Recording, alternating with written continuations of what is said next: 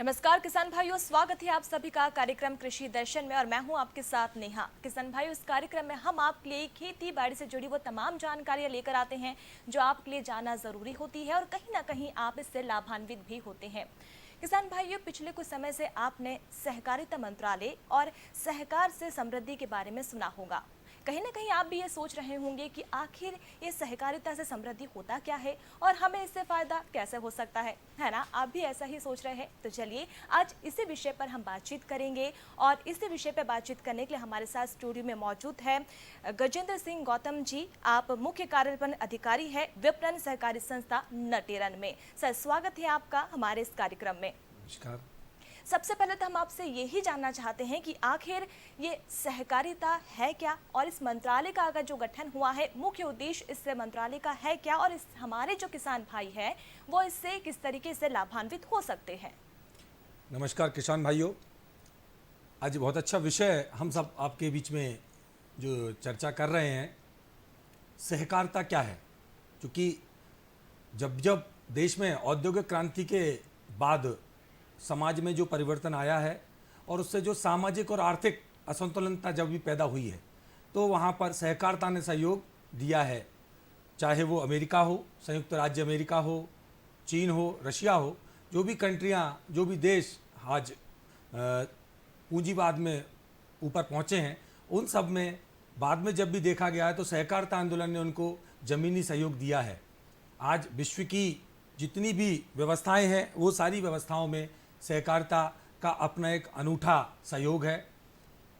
सहकारिता मूलतः एक भावना है, सहकारिता एक व्यवस्था नहीं है। सहकारिता का उद्देश्य स्पष्ट है कि मानवीय जीवन का सामाजिक आर्थिक उन्मूलन कैसे हो और समाज को एक राह पर कैसे लेकर के बढ़े। तो सहकारिता समान उद्देश्यों को लेकर चलने वाला एक विस्तृत समूह है और इसमें इसके बहुत सारे स्वरूप हैं।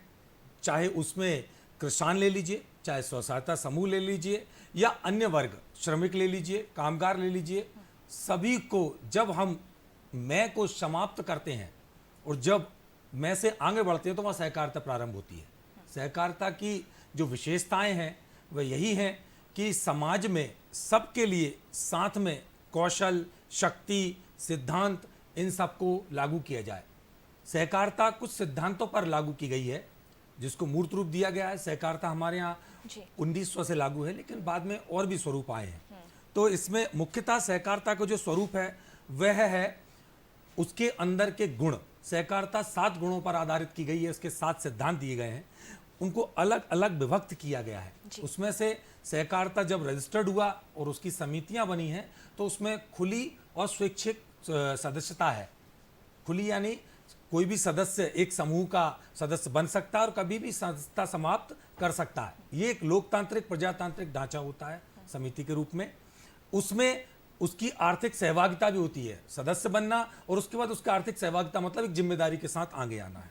साथ ही जब इसमें अन्य चीज निहित होती है तो वह इसको लेकर के जाती है इसके अन्य गुणों के साथ। जैसे कि इसमें इसके जो मूल स्वाभाविक गुण है वह है प्रशिक्षण, शिक्षा। क्योंकि एक समूह का बनना तो सामान्य बात है, लेकिन उसका अगर प्रशिक्षण नहीं होगा तो परिवर्तन कैसे आएगा। जी बिल्कुल, आपने बहुत अच्छे से विस्तार से हमें बताया कि सहकारिता क्या है और सहकार से समृद्धि कैसे मिल सकती है। लेकिन इसके बाद हम आपसे ये भी जानना चाहेंगे कि हमारा जो ग्रामीण परिवेश है, हमारे जो किसान भाई है, वो किस तरीके से इसका फायदा उठा सकते हैं, किस तरीके से लाभान्वित हो सकते हैं। बहुत अच्छा प्रश्न है। आज के परिवेश में तो लागू है ही। भारत एक कृषि प्रधान देश है और कृषि यानी किसान।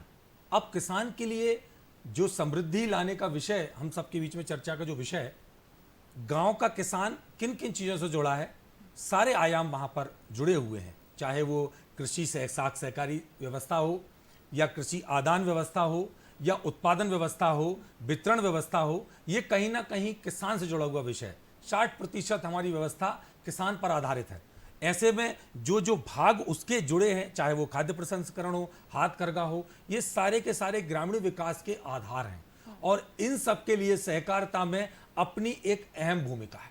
उसके द्वारा किसानों की बेहतरी के लिए किसानों की उन्नति के लिए, युवा साथियों के लिए, ग्रामीण विकास में गांव का व्यक्ति गांव में रहकर कैसे रोजगार तैयार कर सकता है, स्वरोजगार उसके जीवन का हिस्सा कैसे बन सकता है, कृषि के माध्यम से वह अपनी आय को दुगना कर सकता है, कई गुना बढ़ा सकता है, उसमें सहकारिता अपना एक महत्वपूर्ण रोल अदा करती है, एक महत्वपूर्ण भूमिका अदा करती है। बिल्कुल, ये तो महत्वपूर्ण भूमिका हो सकती है, लेकिन रोजगार का जिक्र आपने यहाँ किया, और रोजगार की अगर हम बात करें तो ग्रामीण परिवेश हमारे जो किसान भाई है, जो युवा है और जो महिलाएं किसान है, वो किस तरीके से इसका फायदा उठा सकती है और रोजगार इससे कैसे मिल सकता है? बहुत अच्छा। इस प्रश्न के तारतम्य में मैं बताना चाहूँगा कि महिला स्व सहायता समूह अपने आप में एक अनूठा कार्यक्रम है।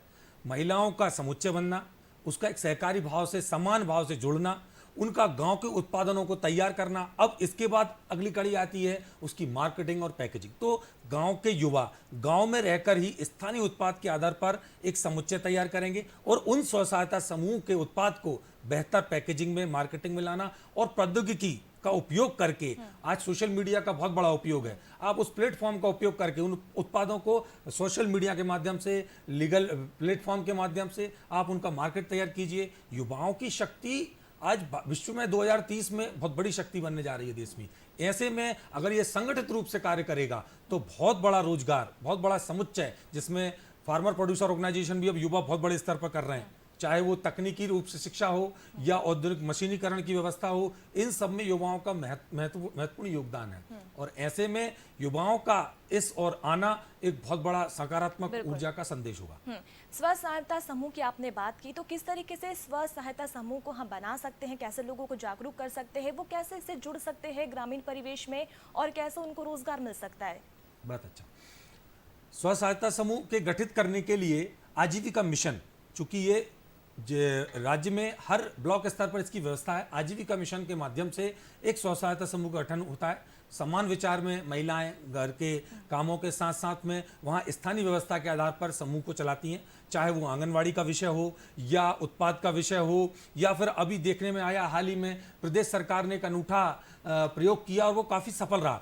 स्व सहायता समूह के द्वारा गेहूँ खरीद का कार्य, किसानों का उत्पाद जो कि अभी समितियों में एक वर्ग सीमित था, अब वो स्व सहायता समूह महिलाओं द्वारा गेहूं खरीदी का कार्य किया जा रहा है और उसके बहुत अच्छे परिणाम आए। विदिशा में ही उसका एक प्रैक्टिकल मैंने देखा, एक समूह के द्वारा केवल 1 महीने के भीतर 5 लाख रुपए उस समूह ने अपनी आय में अर्जित किए। तो उन महिलाओं ने अपना समूह तैयार किया, सारी व्यवस्थाएं तैयार की, उनने अपनी व्यवस्थाओं के माध्यम से वहाँ के जो श्रमिक थे उनको एकत्रित किया और उनको लेबर वर्क दिया। तो उन महिलाओं ने खुद के लिए तो रोजगार किया ही किया, गांव के श्रमिकों के लिए एक रोजगार का माध्यम दिया, उससे लाखों रुपए उन रोजगार के जो श्रमिक हैं उनको मिला और साथ में 4-5 लाख रुपए एक समूह ने कमाया। ऐसे पूरे प्रदेश में एक आजीविका मिशन के माध्यम से, स्वर्ण जयंती रोजगार योजना के माध्यम से ऐसे अनेकानेक विषय उनके लिए आ रहे हैं जिनमें गांव की महिलाएं इसका लाभ ले सकती है और महिला आर्थिक सशक्तिकरण की ओर बढ़ सकती हैं। बिल्कुल, आर्थिक सशक्तिकरण की ओर महिलाएं बढ़ सकती है। और तो बहुत ही अच्छी जानकारी आपने दी कि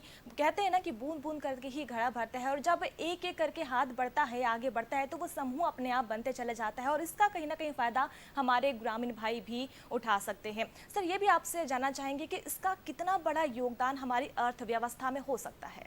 अभी वर्तमान में देखा गया है, कोरोना काल की परिस्थितियों में आपने देखा होगा अच्छी औद्योगिक व्यवस्थाएं चरमरा गई हैं, लेकिन ऐसे में सहकारिता का ढांचा आज भी मजबूत है। क्यों?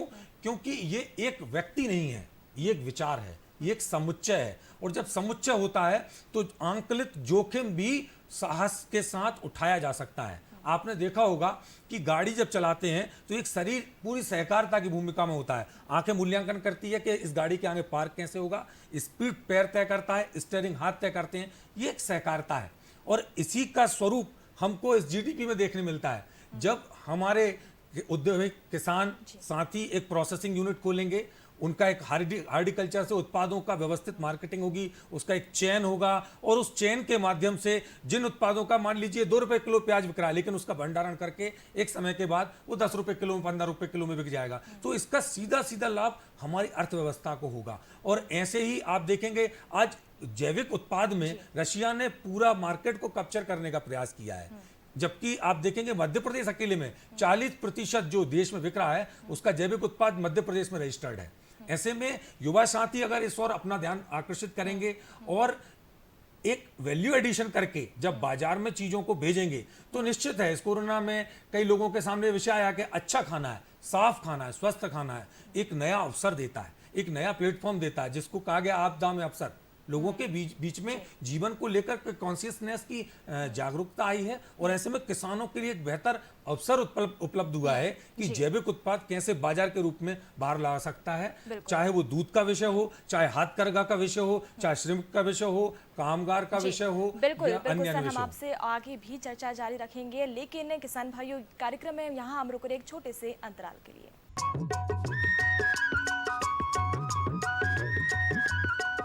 अरे सुन तो। मुझे क्या सुनाना चाहते हो? जो सुनाओ मेरी सौतन को। किसको? अरे वही तुम्हारा मोबाइल फोन जिससे सुबह शाम दिन रात चिपके रहते थे और कहते थे किसान कॉल सेंटर से बातें हो रही हैं। अच्छा ये बात है। हाँ क्यों, क्या हुआ? अब बात नहीं होती क्या? अब तो झट से बात हो जाती है। संबंधी समस्याओं का अपनी भाषा में तुरंत हल पाने के लिए पूरे भारत में किसी भी फोन से हेल्पलाइन नंबर पर संपर्क करें। किसानों का दोस्त किसान कॉल सेंटर।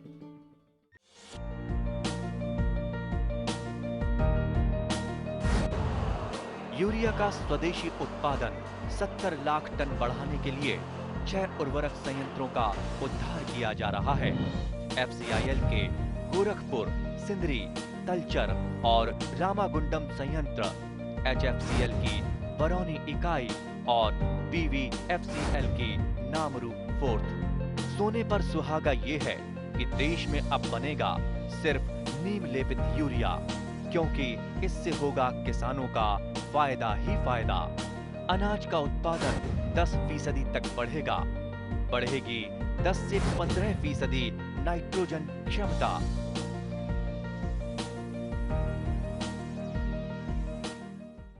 अंतराल के बाद स्वागत है आप सभी का कार्यक्रम कृषि दर्शन में, और आज हम चर्चा कर रहे हैं सहकार से समृद्धि। किस तरीके से सहकार से समृद्धि आ सकती है और कैसे हमारे किसान भाई लाभान्वित हो सकते हैं।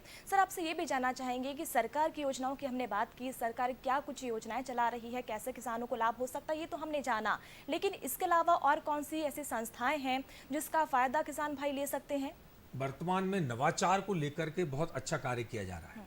नवाचार में अभी जैविक उर्वरक निर्माता संघ करके कार्यक्रम को बहुत जल्दी सरकार ला रही है और बहुत जल्दी इस पर काम होने वाला है। जैविक गोबर और मूत्र को सरकार लेकर के उसको उर्वरक में बदल के दे, जैविक उत्पाद का बढ़ावा मिल सके। ऐसे ही अन्य अन्य खनन में 30% वहाँ के स्थानीय लोगों को, उनकी समितियों को खनन का कार्य दिया जा रहा है। इससे बहुत बड़े स्वरोजगार तैयार होंगे, रोजगार के बड़े अवसर मिलेंगे। लेकिन इसके लिए आवश्यकता है युवाओं को, स्थानीय ग्रामीणों को जागरूकता की। सहकारिता में सबसे ज़्यादा आवश्यकता है उसका ज्ञान होना। तो मेरा सभी किसान भाइयों से अनुरोध है, अपनी जागरूकता को बढ़ाइए।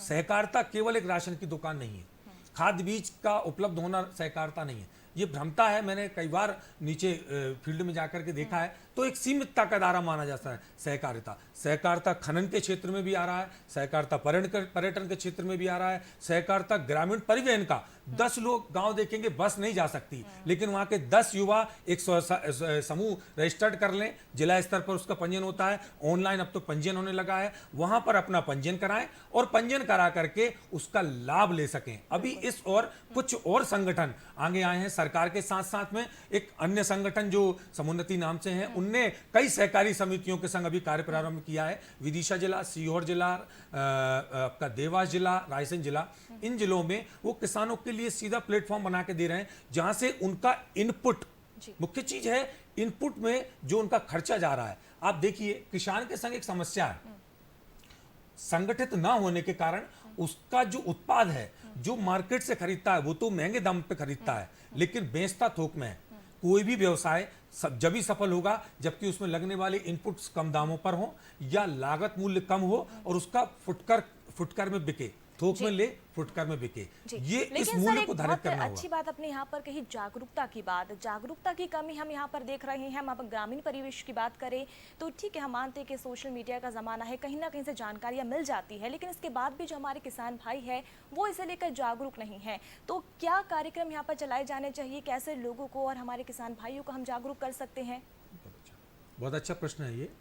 मैं इसमें एक छोटा सा उदाहरण देना चाहूँगा कि गुजरात के खेड़ा जिले में एक समय में दूध उत्पादन होने लगा था और वहाँ के लोगों ने ये देखा कि इसका क्या करें। तो उस समय सरदार वल्लभ भाई पटेल जी प्रवास पर थे और उन्होंने जब वहाँ के लोगों ने ये समस्या उनके सामने रखी तो उन्होंने कहा मंडली बनाइए, मंडली, गुजरात में मंडरी बोलते हैं, यानी कि कॉपरेशन बढ़ाइए। उनने आज वो एक उदाहरण आपके सबके सामने अमूल कोऑपरेटिव के रूप में सामने है। ऐसी अन्य अन्य बहुत सारे माध्यम हैं जिनके माध्यम से हम अपने आप को सीख सकते हैं। हमारे किसान भाई, युवा साथी, ग्रामीण युवा इस चीज़ से अपनी शिक्षा को मजबूत कर सकते हैं। अनेकानेक उदाहरण हमारे पास, अब तो सोशल मीडिया का ज़माना है, बहुत सारी जानकारियाँ सोशल मीडिया प्लेटफॉर्म पर भी उपलब्ध है, वहाँ से अपना आहरण करें। शैक्षणिक संस्थान है, सहकारी संघ के शैक्षणिक संस्थान है, मध्य प्रदेश में जिला लेवल पर प्रशिक्षण संस्थान है, उनसे अपना अध्ययन ले सकते हैं और वहाँ से अपने लिए नए रोजगार का सृजन कर सकते हैं ताकि उससे जागरूकता बढ़ सके और लोग अधिकाधिक इसका लाभ ले सकें। हमारे देश में दुग्ध की 1,94,915 कोऑपरेटिव सोसाइटियां हैं और 8 लाख समितियां पूरे देश में कार्य कर रही हैं, जिनसे 40 करोड़ लोग लाभान्वित हो रहे हैं। लेकिन केवल जागरूकता की कमी के कारण, हमारी अवेयरनेस के कारण, हमारी जन प्रजातंत्र जो व्यवस्था है उसको ना समझने के कारण हम सहकारिता से अछूते हैं।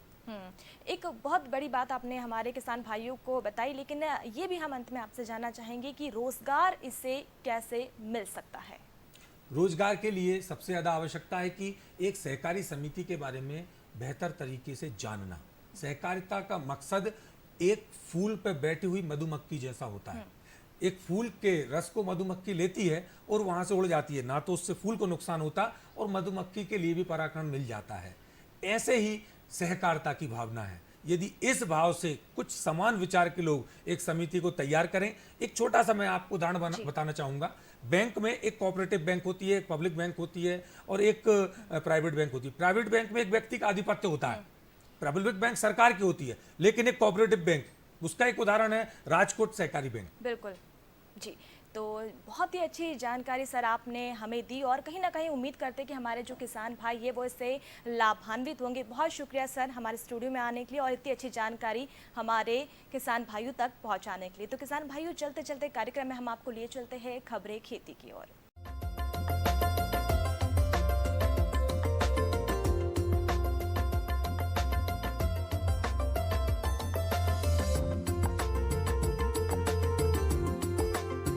नमस्कार, आप देख रहे हैं कृषि दर्शन और खबरें खेती में आप सभी का स्वागत है। समाचारों की शुरुआत करेंगे, लेकिन उसके पहले नजर डालेंगे प्रमुख समाचारों पर। जलवायु परिवर्तन की चुनौती से निपटेगी सरकार। पहली तिमाही कृषि क्षेत्र के लिए सुखद। प्रदेश के 50% जिलों में कम बारिश। गाजर घास का जैविक नियंत्रण। धान को झुलसा रोग से बचाएं। और आइए अब नजर डालेंगे समाचारों पर विस्तार से। जलवायु परिवर्तन की चुनौती से सरकार निपटने वाली है। केंद्रीय कृषि एवं किसान कल्याण मंत्री नरेंद्र सिंह तोमर ने कहा कि कृषि क्षेत्र में जलवायु परिवर्तन सहित अन्य चुनौतियां हैं, जिनसे निपटने के लिए भारत सरकार गंभीरता के साथ अपनी भूमिका का निर्वहन कर रही है। मौसम के असंतुलन से कहीं सूखा है तो कहीं बाढ़ जैसी स्थितियां, जिसके मद्देनजर सरकार पूरी तरह से गंभीर है। हमारे वैज्ञानिक बहुत शिद्दत के साथ समुचित बीज आदि को लेकर काम कर रहे हैं। श्री तोमर ने यह बात भारतीय उद्योग परिसंघ के 16वें सतत विकास सम्मेलन को मुख्य अतिथि के रूप में संबोधित करते हुए कही। श्री तोमर ने कहा कि कृषि क्षेत्र ने जीडीपी में महत्वपूर्ण योगदान दिया है। प्रधानमंत्री किसान सम्मान निधि की महत्वपूर्ण योजना के अंतर्गत अभी तक देश के 11 करोड़ से ज्यादा किसानों के बैंक खातों में लगभग 1,57,000 करोड़ रुपए जमा कराए गए हैं। पहली तिमाही कृषि क्षेत्र के लिए सुखद। देश में पिछले 21 महीने से कोरोना काल के दौरान कृषि और संबंधित क्षेत्र की गतिविधियों से सुखद समाचार मिला है। वर्ष 2021 व 22 की पहली तिमाही अप्रैल के जून के दौरान कृषि क्षेत्र में 4.5% की वृद्धि दर्ज की गई है। इसी दौरान सकल घरेलू उत्पाद में 20% वृद्धि दर्ज की गई है। गत वर्ष समान अवधि में कृषि क्षेत्र की वृद्धि दर 3.5% रही थी। पिछले साल लॉकडाउन के दौरान मात्र कृषि क्षेत्र की वृद्धि ही सकारात्मक रही है। वर्ष 2019 व 20 के दौरान कृषि क्षेत्र की वृद्धि दर 6.8% रही, जबकि वर्ष 2020 व 21 में घटकर 3.1% रह गई थी। चालू खरीफ सीजन में अभी तक 1070 लाख हेक्टेयर में खरीफ बुआई हुई है, जो समान अवधि में पिछले साल की तुलना में 2% कम है। प्रदेश के 50% जिलों में कम बारिश। मानसूनी बारिश का 3 महीने बीत जाने के बावजूद भी मध्य प्रदेश के 50% जिलों में बारिश की भारी कमी है। 22 जिलों में सामान्य से काफ़ी कम बारिश हुई है, जबकि 22 ही जिले ऐसे हैं जहां सामान्य वर्षा दर्ज की गई है। मात्र 8 जिलों में सामान्य से अधिक बारिश हुई है। अधिक वर्षा वाले जिले गुना, श्योपुर, शिवपुरी, आगरमालवा, अशोकनगर, भिंड, राजगढ़ एवं सिंगरौली हैं।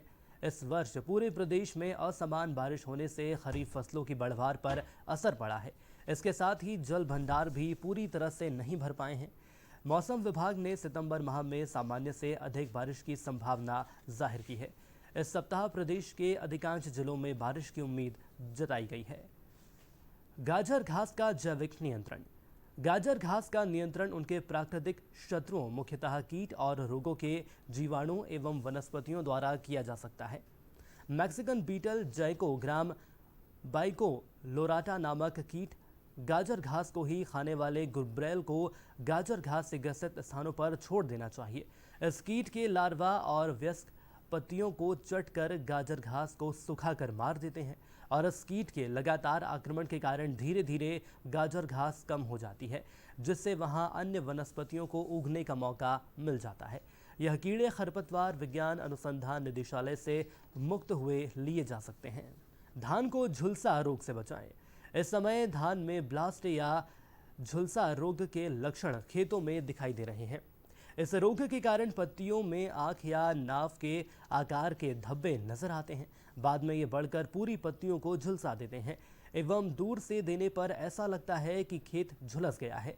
इसके साथ ही कुछ खेतों में ब्लाइट का प्रकोप भी देखा जा रहा है, जिसमें पत्तियां किनारे से पीली हो जाती हैं और बाद में भूरे रंग के धब्बे बनने लगते हैं।